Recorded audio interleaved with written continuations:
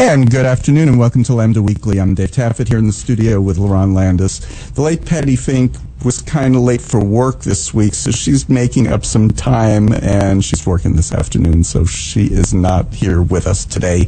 I'm sure she's sorry that she's missing this one because our guests are David Collins, who wrote a new book called Accidental Activists, Mark Phariss, Vic Holmes, and their fight for marriage equality in Texas, and Mark Phariss and Vic Holmes are here with us. Mark and Vic have been with us before. Welcome, David. Thank you very much. I mean, welcome Mark and Vic, too, but yeah, you've been here before. Okay, so, David, in the introduction, Julian Castro and Evan Wolfson, very impressive that you got them for a book about these two. He mentions that there were about 600 couples that filed lawsuits against their states for the right to marry. 600 couples, and you ended up with these two. What were you thinking? I was emerging from the past, actually. I'm a recovering college professor, and I retired about 4 years ago. But back in 1978, a young red-headed man walked into a classroom at Westminster College and took a seat, and when I walked into that same classroom as the instructor and looked around trying to figure out how I could identify names with faces, the only person that stood out was Mark. And we got to know each other after that. He graduated, of course, a few years later. I stayed there for 40 years. And after he graduated, he came back every few years. We would keep in touch.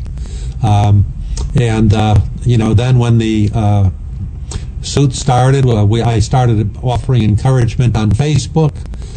One day, as the hearing at the Fifth Circuit Court was coming up, the fall before that, I just detected a change in tone in Mark's post on Facebook and sent congratulations and on their courage again and that sort of thing. And I added that classic English teacher line, I hope you're keeping a notebook because this will make a great book. Minutes later, the phone rang, and it was, of course, Mark saying, why don't you write the book? Well, I did. Wow. And there you have it. That's how it happened. That's what it was. Okay, so they could have introduced you to their co-plaintiffs, and they did. Yes. You could have gotten a book about nicer people. No. I worked them in wherever possible. You actually did. When did you really know? Well, I guess when you said there was a change in tone. When did you know, Mark and Vic, that this was really serious? You had no, that's possible. When you first filed, or like when it went to the federal judge, or did each time you feel like it was just getting a little bit more and more? No, when we filed, we always anticipated that it might be serious. In fact, our lawyers went to great pains to make sure that the case was well positioned, if necessary, to go to the Supreme Court. In fact, there was a slight delay on us filing our lawsuit, in part because they were working on getting a bunch of expert reports that would be filed with the preliminary motion for the injunction. Again, all to set us up, if necessary, for a royal battle and a fight all the way to the Supreme Court. So I don't think we always took it seriously, the lawsuit. As to the book, we just never thought of ourselves as apparently you as well, being worthy of a book, and so we're all together. So as a result, we kept hearing people say that, and that someone should write a book, and we kind of let it be water off a duck's back. But then when David said it had been after numerous people had already said it, and suddenly the thought that had been initiated previously germinated and caused me to give him a ring. Yeah, suddenly the duck started quacking. Yeah, exactly. And David, when you said to them, hey, this could be a book, I've said that to several people, hey, this could be a book, and they mostly have not, it hasn't gotten very far. When did you know that seriously this could be a book that people will read? When I first talked with Mark, I needed some background.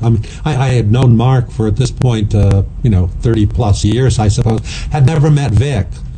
So my wife and I flew down here to Texas one weekend and spent the weekend with them. Mark had put together a kind of chronology of their lives. I spent probably 8 or 10 hours recording interviews with them that weekend. And by the end of that weekend, I knew I wanted to do the book because I know a couple of characters when I meet them. And I knew that they were going to be good characters in this book. In addition to which, of course, this is the issue of our times. This is the civil rights issue of our times. And I knew it had the potential to be a very important book, both for Texas and nationally. Yeah. And I wanted to be a part of it. Neil Lane, when the Aiken Gump took the case, went to Neil Lane was Mark and Vic's attorney. Was the lawyer, right?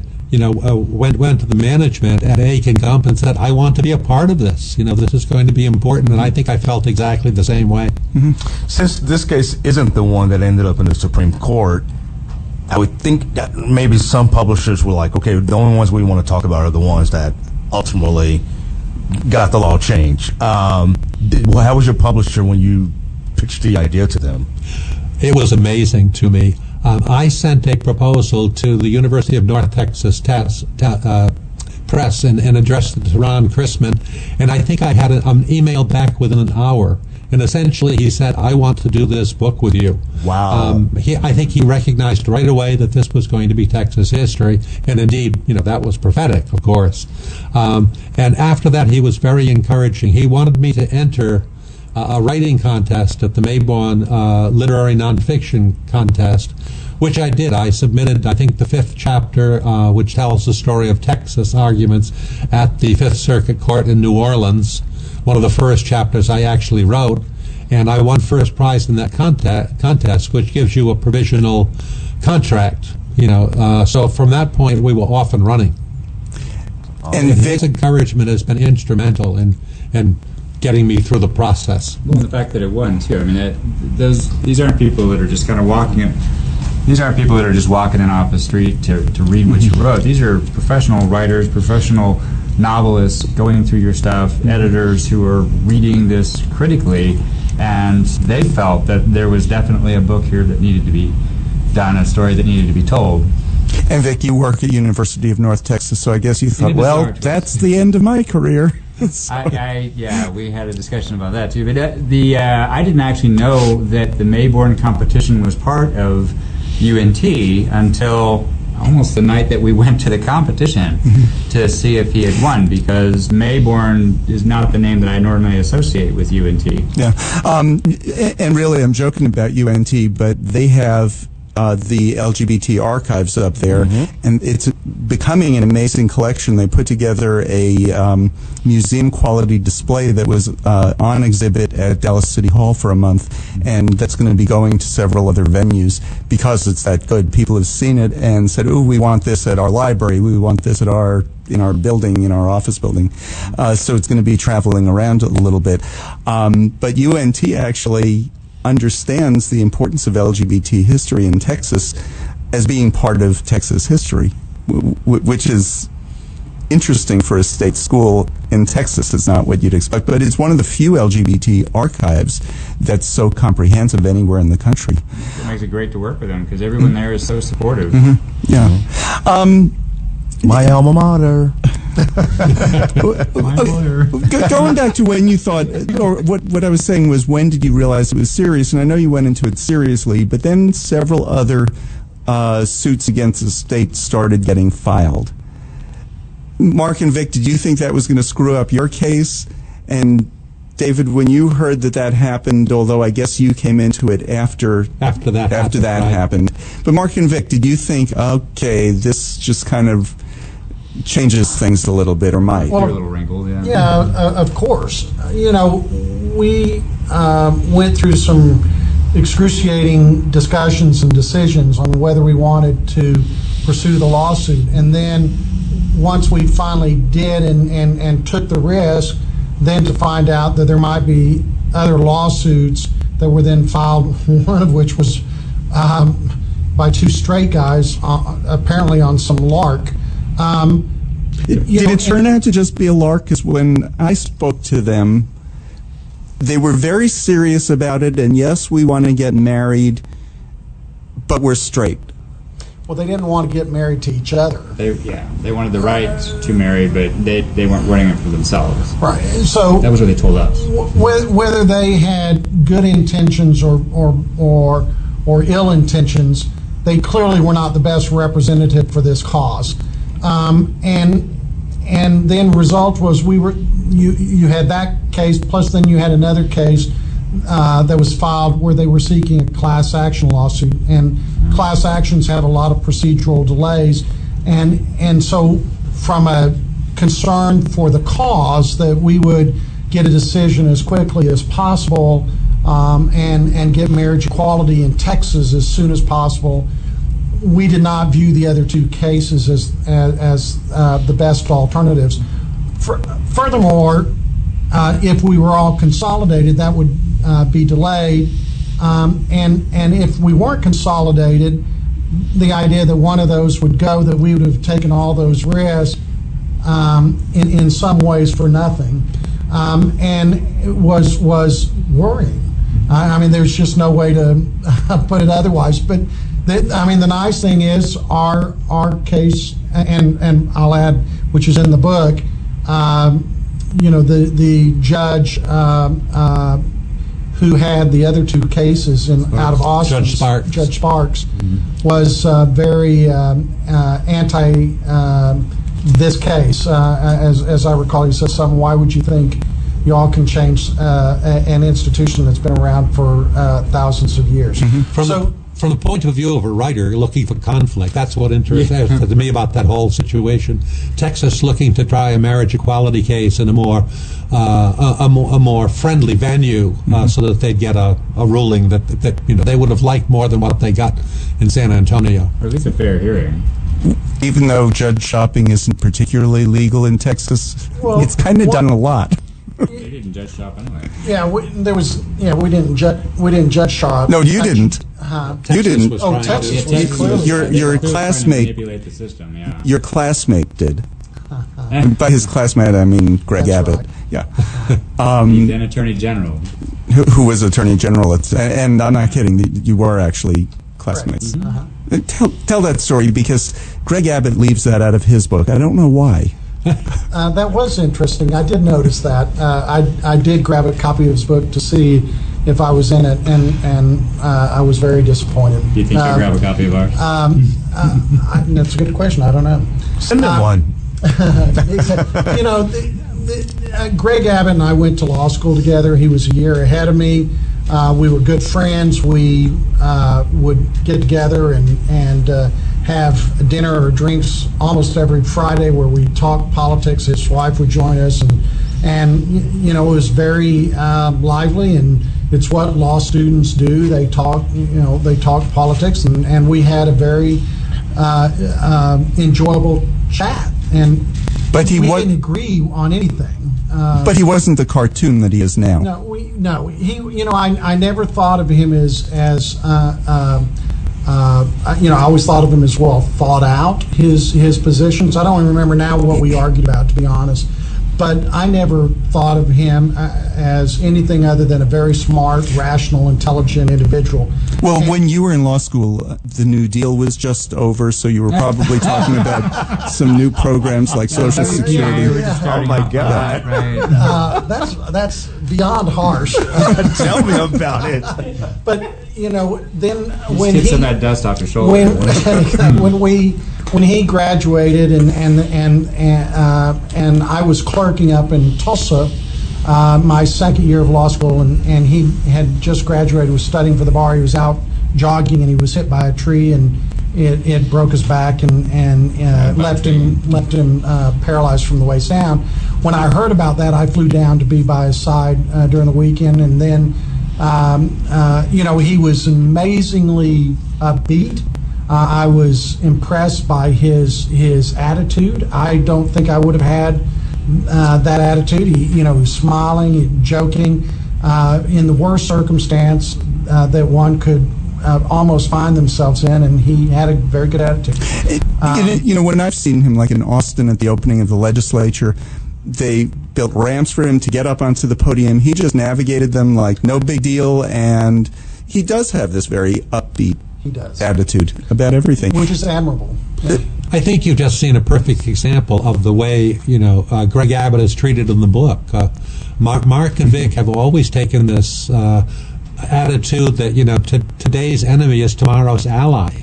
And they're very good about not getting rancorous and reacting, badly in the face of that kind of opposition. Sometimes the man who wrote the book was less amiable. Were there other versions of that story that you had to edit? Because your book says nothing negative about him. The book's undergone a lot of revision. About Abbott, yeah. Well, in general.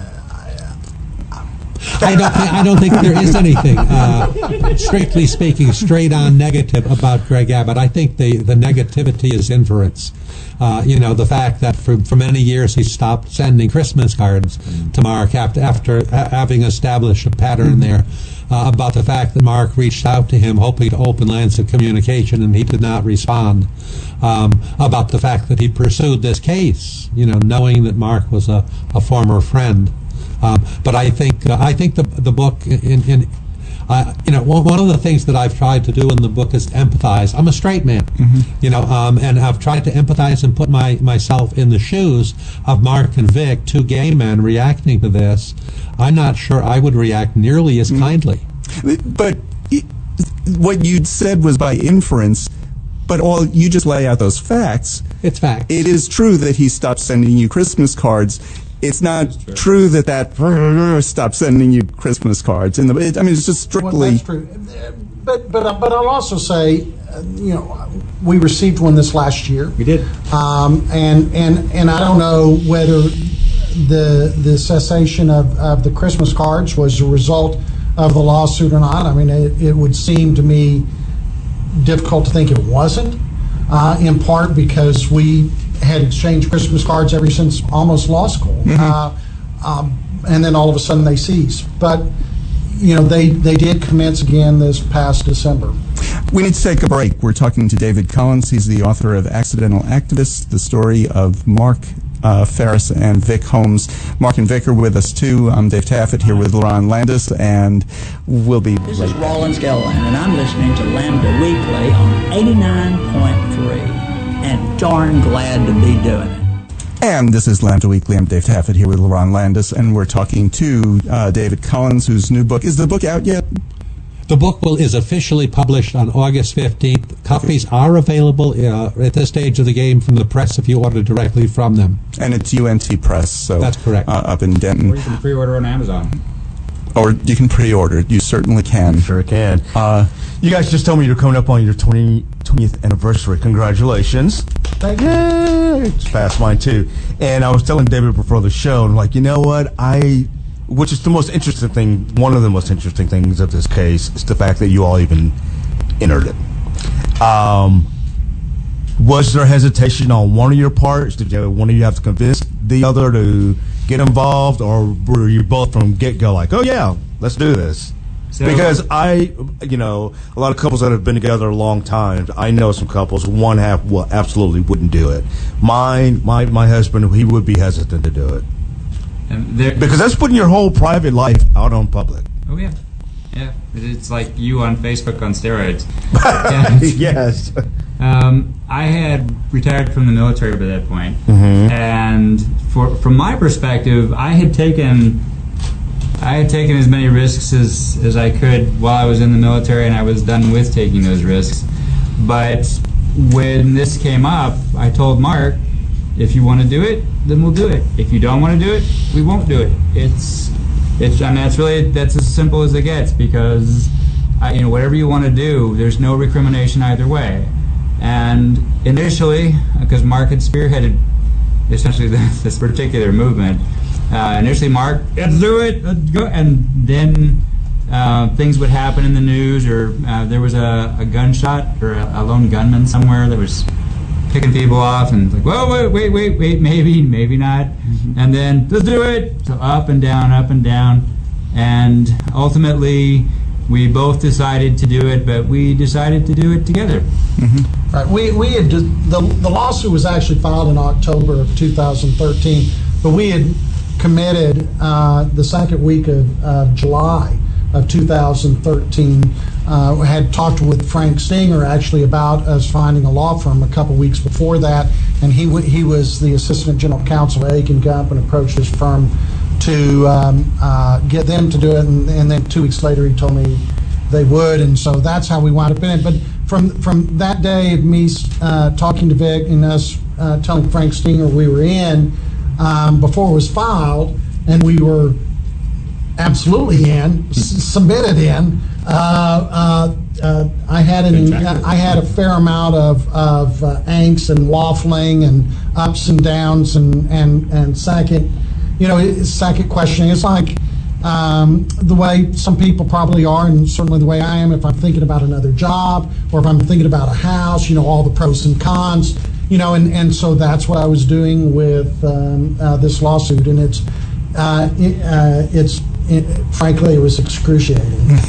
Given the intensity of what we expected from this kind of a lawsuit, two things. The first was that we did look at other people. We had names of folks. We called other folks. Frank called other folks, and ultimately, as you say, some were just absolutely not. We'll still be your friend, but I ain't doing that. In some, one half of the couple, yes, one half, no. Sometimes children were involved, jobs were involved. It was a pretty dicey gig. When you write a book, I think you have lots of favorite chapters, but one of mine is the chapter that talks about this stage of the suit. It's chapter 2 called "Should We or Shouldn't We?" And at one point, Vic, who was a pretty funny guy, refers to Mark as a chocolate-covered Easter bunny left in the sun mess. We're going back and forth, wondering about what to do here. But in fact, as I was writing this book, and the more I got into the story, the more I realized that the pattern here resembled the pattern of the voyage of the hero. It's laid out by anthropologists. My favorite happens to be Joseph Campbell.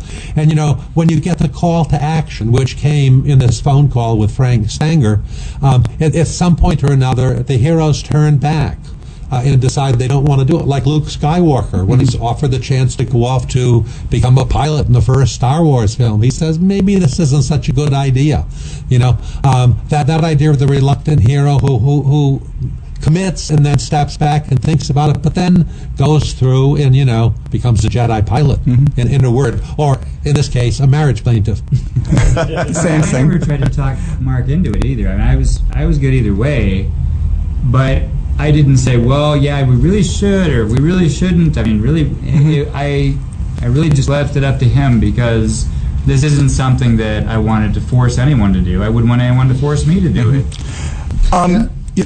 Well, I was just going to say, I've never heard this Star Wars analogy before, but I'm sitting here now painfully thinking whether I'm Chewbacca or R2-D2. Obi-Wan. I've got all kinds of characters now floating through my head. As long as you're not... One of them is Jabba the Hutt. Yeah, I was just going to say, as long as he's not Jabba. One of the chapters, Crossing the Threshold, about going to the Supreme Court, actually... It comes right out of Joseph Campbell's book, The Hero with 1,000 Faces. I steal mercilessly.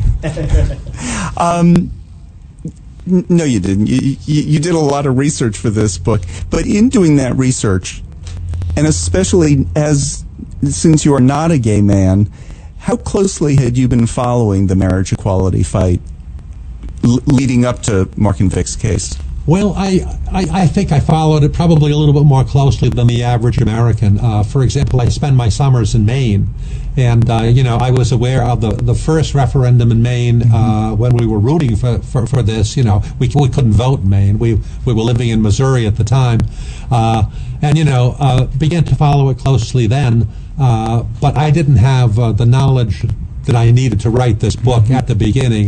There was a long research curve that was involved here for me.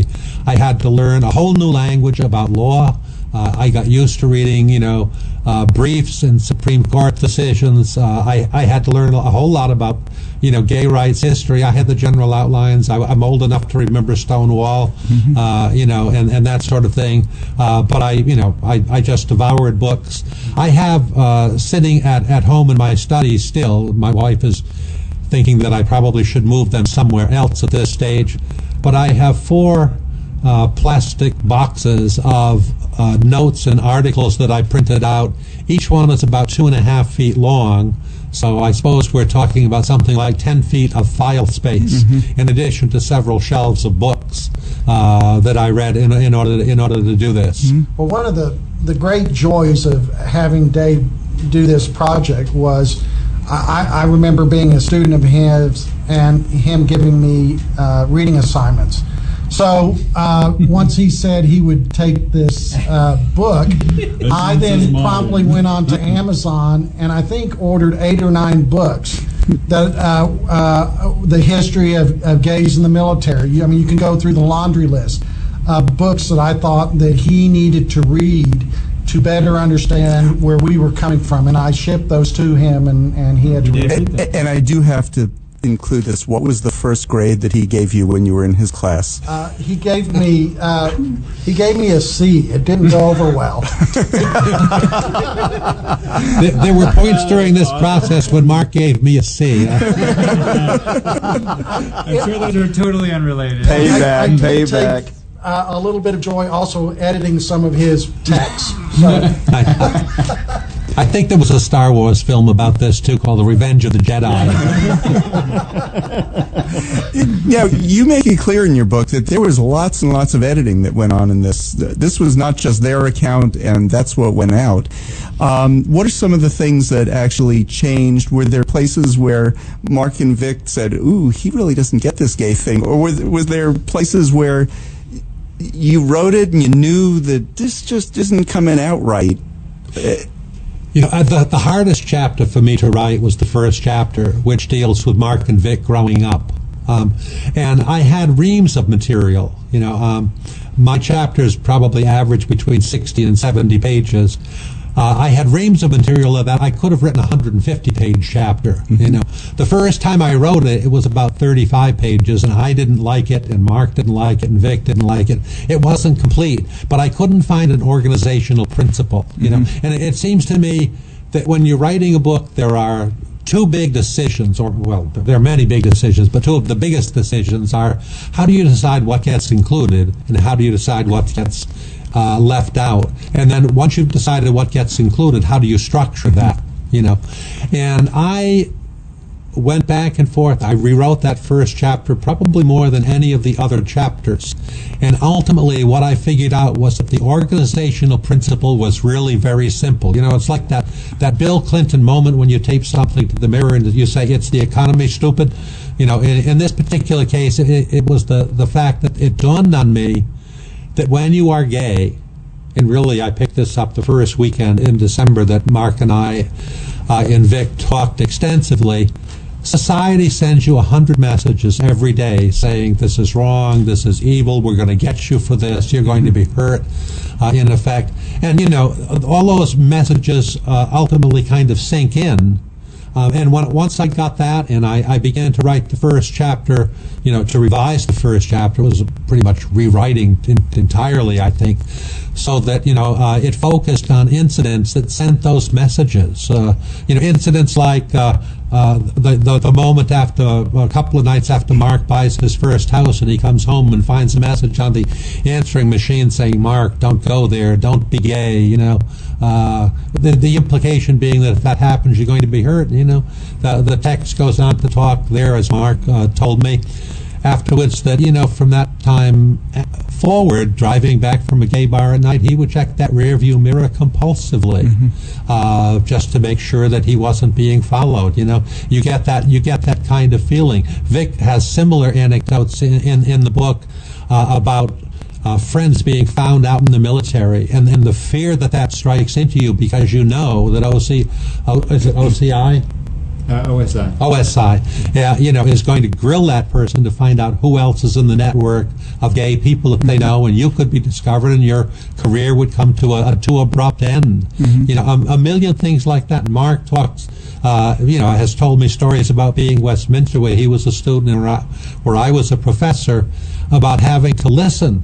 As a student, I believe, from El Paso, talked about the joy of going home and, getting together with his friends and going out and finding some gay guys to beat up, that kind of thing. There's a story in the book about Vic, who was meeting somebody for a blind date, but by this time had learned you don't meet privately, and he realizes that as the man is approaching, that he has a kind of a blackjack. And he goes onto the tennis court where some friends are playing tennis and escapes a beating. But it was those kinds of incidents, that ultimately made that first chapter. And they kind of explain the second chapter. Why would you hesitate to get into this? Of course, if you've got any sense at all, you'd hesitate to get into this. And they have lots of sense. So though those two chapters wound up working, I think, perfectly hand in hand. Together. And as a result of those, probably at this stage of the game, before publication, somewhere 20-25 people have read the book, and with all but 2 or 3 exceptions, they've said to me, reading this book brought tears to my eyes. And I thought, well, that's good. That's kind of what I did as a college professor, and now I'm doing it again as a writer. Yeah, but I can attest to that. Tears as a college student, that's not the reason that there were tears in Mark's eyes. But these have been hard-boiled lawyers telling me this. So my editor at the press told me she couldn't get through it without a few tears. Wow. And it's the nature of the story, I think. There are some wonderfully lighthearted moments as well. Don't get me wrong, but I think there are some tremendously moving moments, and that's what makes the book work. Ultimately, it's a civil rights story. It's the story about the voyage of the hero, but most of all, it's a love story about 2 men in love who just want what everybody else in the whole world wants, to settle down with the person they love most in the world and be happy. It's not exactly an absurd demand. And it wraps up to the other question that you asked, but why we would do it. There were some lighthearted moments, and there were some really crummy moments, and those crummy moments are the things that we didn't want other people to have, and those are things that we didn't want kids growing up to have to experience. We did that. We were there. We bought that T-shirt, and no one else should have to wear that. So that was ultimately why we decided to do what we did.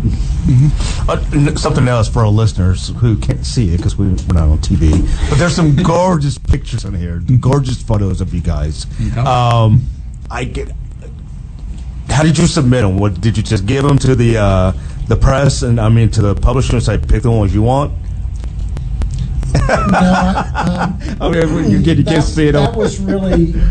Was it a painstaking? That was very painstaking. That was the principal task that Dave gave me, was to go and pick out the 50 or 55 photos to go in, and it is a very painful process. Oh my God. In part because if someone else is in a photo, you also have to get their permission. That's true. I didn't to think about include that. that photo. So there are some photos we wanted in that are not in because we didn't get the consent we wanted. But it's also difficult because it's how do you distill your life down into 50 or 55 photos that are supposed to really tell a story about your pre-life, your business life, and also somehow or another talk about your experience during the litigation, and as well as your ultimate marriage. Very difficult to do. Also had to obtain the rights. Some of those are from other photographers, AP, for example. So I had to obtain those rights. So it was a process, and I say that was my principle. I'm running them by Vic and saying, I'd say, here are my 75 or 100, and why don't you rate them? And I'd run them by Dave, and Dave would rate them, and then we'd go back, and then I'd find another photo that I'd want in, and so for every photo you put in, you had to take a photo out it was a very painful process. And to the point of consent, it wasn't a matter, someone's just refusing to give consent for a photograph. It was a lot of, as you say, the AP, a lot of professional photographers, professional groups, you have to pay for the right to use their photograph, especially if you're going to use it in this kind of a publication. Some of the prices are just a little outside of the yard sale kind of prices that we were hoping for. I have to say, too, that when Ron Chrisman, the director of the University of North Texas Press, saw the pictures, his first reaction was, we have to do these in color. They're beautiful pictures, And one of the criteria that we set here was that the pictures had to correlate with the text, and I think the pictures, in a certain way, tell their own story. I mean, again, I have lots of favorite chapters and I have lots of favorite pictures, but I like the pictures, especially in Mark and Vic's home, that show them just being Mark and Vic, and of course that's Mark and Vic and the dogs, as it turns out. I love the capital from Texas, the picture of the cover from Texas Monthly, that shows Nicole and Cleopatra there in a family situation. I always like this picture on the cover, and what I like about it is there's lots of sky there so that you have plenty of room, so it doesn't make Mark and Vic look so big. Yeah, that was a coincidence. Yeah, it's just a coincidence. Even though Miss Abby doesn't make it into the picture, she does make it onto the website too. That we knew that was the cover photo almost from the beginning. I mean, it works especially for a cover. Yeah. It did. It worked out perfect. If you go to non-people pictures, my favorite picture is the picture of the groom's cake, which was cut in the shape of Texas with the Texas flag superimposed on Texas, and the Constitution of the United States draped over that, covering Texas. And that was done. Mark and Vic were a little bit reluctant. They thought it was a little bit too much. But Margaret Gregg at Dallas Affairs Cake Company, you have these people who won't do a cake for a gay couple, and at Dallas Affairs, Margaret took them in hand and said, you will have this cake and you will like this cake and it will work for you. We need to take a break. We loved that cake. It was wonderful. It was a beautiful cake. It really was. We need to take a break. We're talking to David Collins. He's the author of Accidental Activists, Mark Phariss, Vic Holmes, and their fight for marriage equality in Texas, and Mark and Vic are with us too. We'll be back with more right after this. Loretta Well, and I listen to Lambda Weekly. I hope that you will too. And welcome back to Lambda Weekly. I'm Dave Taffet here in the studio with Lerone Landis, and Patti will be back with us next week. Mark and Vic are here with us, the Texas marriage equality plaintiffs. I've been skipping over that, but they are the Texas marriage equality plaintiffs, and David Collins wrote a book about them. David, why don't you read a passage from the book? I would love to, yes. There's a wonderful passage early on about Mark growing up in Oklahoma that just makes it clear what kind of pain he went through. I guess discovering that he was gay in Oklahoma, which is not exactly gay friendly. When that passage was reprinted in an Oklahoma magazine, and Mark is an Oklahoma native, of course, we saw pre-orders shoot up on Amazon, because it was one of those affecting passages. I think another passage took place at the Fifth Circuit Court at the hearings before the Fifth Circuit Court. This is from Chapter 5, called The Battle of New Orleans, Part 2, Texas Engages. And the book contains a good bit of legal analysis, because what I wanted to show, both in all of the courtroom scenes, in San Antonio, in New Orleans, and ultimately at the Supreme Court, where Mark and Vic sat in the room that day, and I sat with a press pass, was that the arguments against marriage equality were ridiculous. They just didn't hold water. And I wanted to use parts of the book to illustrate the conundrum, I think, that the attorneys trying to defend these rules faced as they came up against it. And this is about a particular moment before the Fifth Circuit Court. More and more taken aback as Texas argument unfolded, Mark and Vic, Cleo and Nicole, held on as the Lone Star State pitched over the edge. What marriage means from the state's perspective is that there will be a package of benefits conferred on the married couple, he asserted. What we're saying is that marriage is a subsidy, and that the state is entitled to reserve that subsidy for the relationships that are more likely to advance the state's interests. Recognizing certain marriages and not others, Mitchell argued, was analogous to a school district choosing to provide subsidized lunches only to poor children. It would probably advance the state's interest in nutrition to subsidize school lunches for everyone, he said, but the state is deciding to reserve the subsidy for the group of people who will most likely benefit from the subsidy and for whom the state's interest in nutrition is more likely to be advanced to a greater extent. It's the same type of rational distinction that's being made here with the state's marriage laws. And that, Mitchell concluded, is all we have to show to prevail on a rational basis, that conferring these benefits on opposite-sex couples will advance some state interest to a greater degree than conferring these rights on same-sex couples. Mark and Vic, Cleo and Nicole were flabbergasted, aghast that Texas had reduced marriage to a mere subsidy, a financial transaction. They knew they didn't see marriage in terms of positive externalities and subsidies. They were confident that no honest-to-goodness flesh-and-blood Texan viewed marriage that way, devoid of love and commitment, the very emotions that compelled them to sue Texas in the first place. That's monstrous, Vic thought, struggling to contain his rage. Listening as the Solicitor General of Texas listed all the things he could not do, all the things he could not have because he was a gay man, Vic felt the tears welling in his eyes. I don't remember exactly when the tears came, he would tell friends later. I don't remember feeling them until they were dropping onto my hands, clenched in my lap. I looked to my left and my right, and the wetness that must have shone in the fluorescent lights of the courtroom was reflected in the faces of my fellows. What I do remember is the moment Mark and I clasped hands, and I felt the strength of our shared bond. You know, one thing I really enjoyed about the book was a lot of this was courtroom stuff, which can be written very dry. To read some of those decisions, and I think I read the decisions from every state. They all came out on our side except for two, but they're difficult to get through sometimes. But you brought it to life, what they were actually really saying. did. Yeah. So that it's an interesting part of the book. But I love the Texas argument about subsidies. As a straight person, over the years married, you're married how long? 49 years. Okay, so you're married 49 years. Have you figured out how much the government has subsidized your marriage? I have made many calculations about the government. That has not been one of them. Okay. And Mark and Vic, now that you're married, how much money are you saving being married, other than your taxes having gone up for filing joint returns? Right, we have not said, our federal income taxes went up about $13,000 on an annual basis. So you've got a great subsidy. We're not subsidized. It's costing us more. We got hit with the marriage penalty, marriage tax, whatever you want to call it. Yeah. You know, one question once we get married is always, do you feel married? And I could honestly say there've been a couple of times, but do you know when I felt married? When Brian died.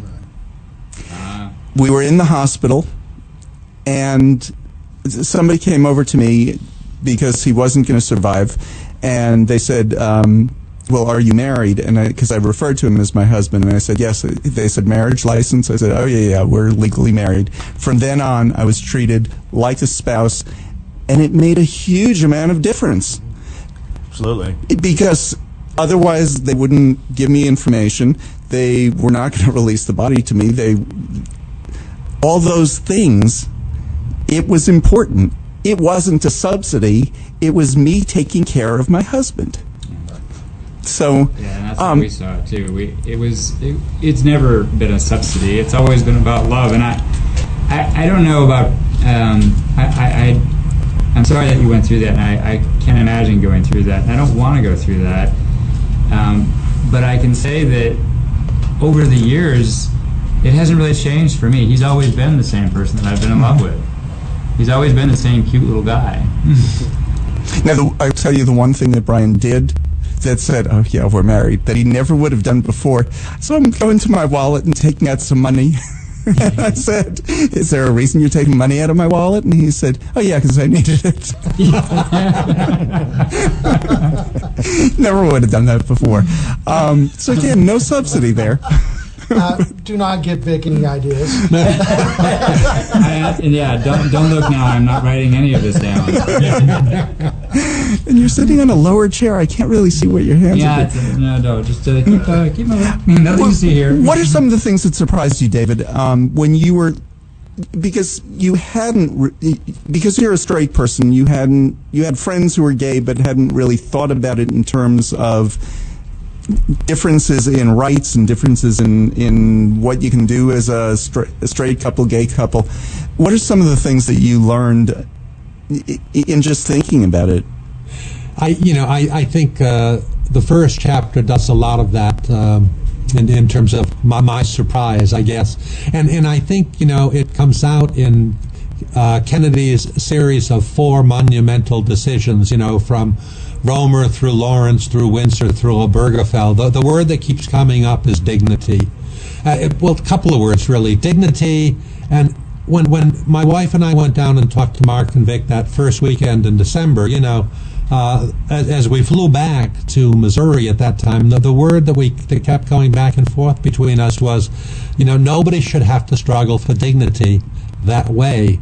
And perhaps an extension of that is another word that occurs repeatedly in Kennedy's decisions: personhood.